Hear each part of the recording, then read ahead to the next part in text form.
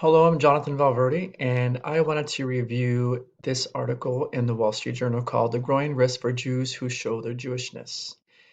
And the reason why I wanted to go over this article with you is because there are several points that I disagree with. The main one being that the writer suggests that as long as Jews hide their Jewishness and don't participate in any Jewish activities, they should be fine. They have nothing to worry about. But then what's the point of being Jewish if you're not going to even practice anything from your culture? That's my personal opinion. As a Hispanic, I feel the same way about if someone suggested that I, as a Mexican American, should hide my Mexicanness, if you want to call it that, in order to be safe, not participate in any Mexican activities, and I should be fine. Well, if that's part of who I am, then I'm going to have to give up a big part of myself just to feel safe, just so someone else won't target me. And I feel that is a wrong perspective to take.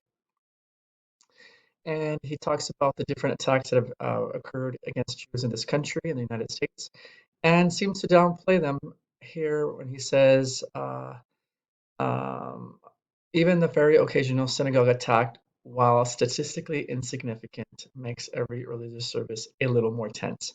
So already I'm getting the feeling that he's downplaying those attacks. And also this section here in particular, I have a problem with. And even though the writer is Jewish, I don't agree with him. As a Hispanic, I don't expect everyone to agree with me on issues that affect Hispanics or Mexicans.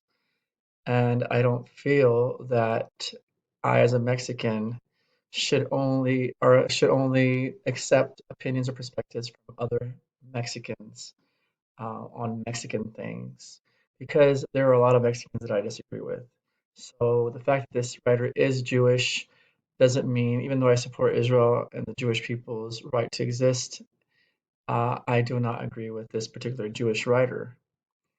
Because as we know, sometimes within the Hispanic community, there's a saying in Spanish says who's the worst enemy of a Mexican, which is a Mexican, which I don't agree with 100% because that's kind of putting our own culture down, but there is some truth to that. And I feel there's going to be that in every culture.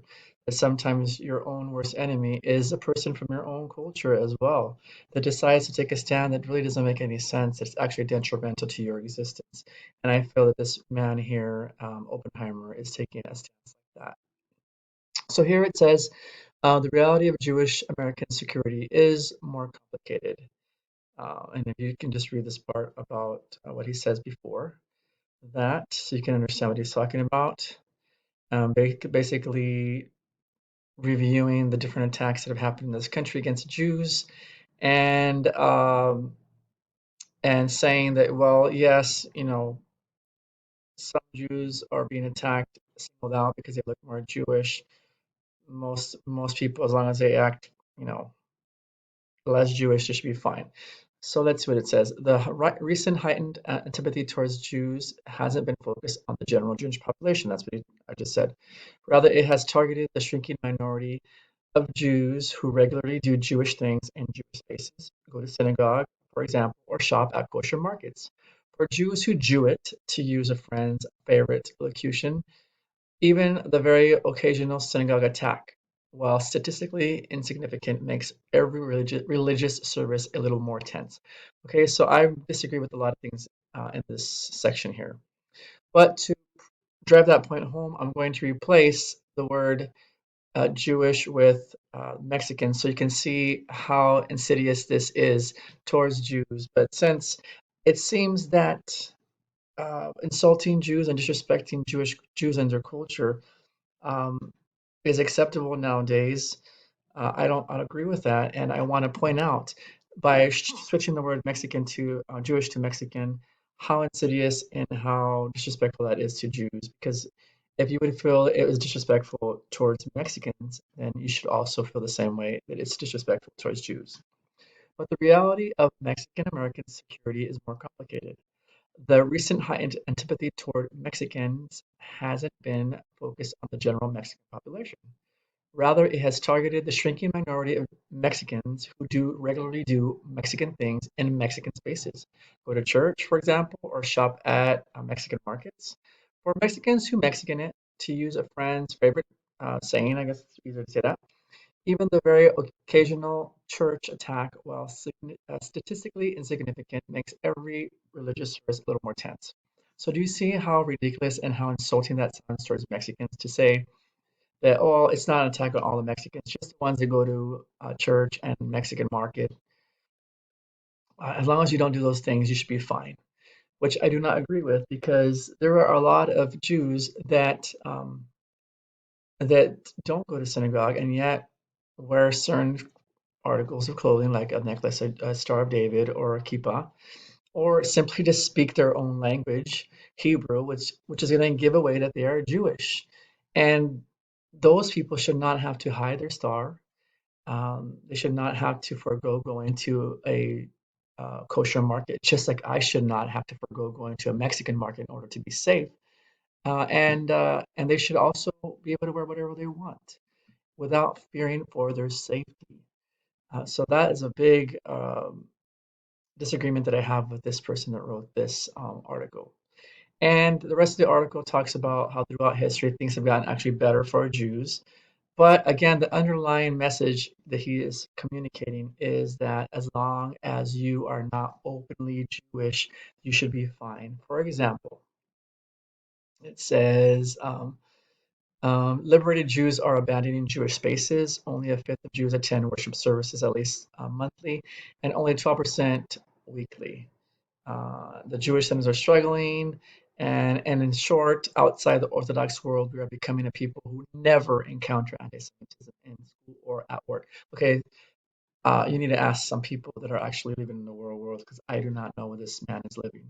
Because there are many, many Jews that do feel unsafe at work and at school. Students, I am a high school teacher, and I know for a fact that Jewish students who are simply being themselves, just like Black students can be themselves, just like Hispanic students can be themselves in school, feel unsafe, and they should not have to hide their Jewishness simply to feel safe at school or at work. And finally, here at the end, it says, I celebrate all these myriad kinds of Jews, and kind of trying to water it down and take back or portray that, oh, that this writer appreciates everyone, every Jew. But in fact, the whole article is based around hiding your Jewishness in order to be safe. And to prove that point, I also want to show this article here about American Jews who are taking off kippahs and Stars of David amid a wave of anti-Semitic incidents. So this would not be happening if there was us this. Well, this shouldn't be. This should not be happening because Jews should not have to feel they needed to take away the things that identify them as a Jew in order to feel safe, like I said before. And you can go through this article yourself. Um, and let's see. When I put it up, I was really proud of it. She's talking about her mezuzah and her house. Declining to use her last name due to privacy concerns. I'm not embarrassed of being Jewish. I knew when I put it up that people would see it, but I really didn't think twice about it. She's not alone in having second thoughts now. Right? So again, here's another example of a Jewish person that is displaying certain symbols that identify them as Jews, and they're proud of that. Just like I should be proud of wearing my mariachi suit, which I wear quite often, and my sombrero. I should not have to hide that because I'm afraid of somebody beating me up or killing me. And the same thing for our Jewish friends. So, to close, I just want to call you to action, to tell you, to request, and to ask you to please stand up for our Jewish brothers and sisters who are suffering persecution, not only in the United States, but around the world. And even if you don't have any Jewish friends, I still invite you to stand up and speak up because it is the right thing to do. Because today it could be the Jews, tomorrow it could be the Indians, tomorrow it could be your race or ethnicity or someone from your religion that is suffering the same things. And if you stay silent when it is happening to our Jewish brothers and sisters, then who's going to speak up for you when it happens to you? So I ask you all to stand up and do the right thing and support our brothers and brothers and sisters, brother, Jewish brothers and sisters.